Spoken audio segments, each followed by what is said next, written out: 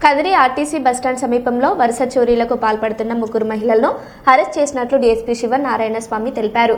అనుమానితులను అదుపులోకి తీసుకుని విచారించగా వారు నేరాన్ని ఒప్పుకున్నారని ఆయన పేర్కొన్నారు.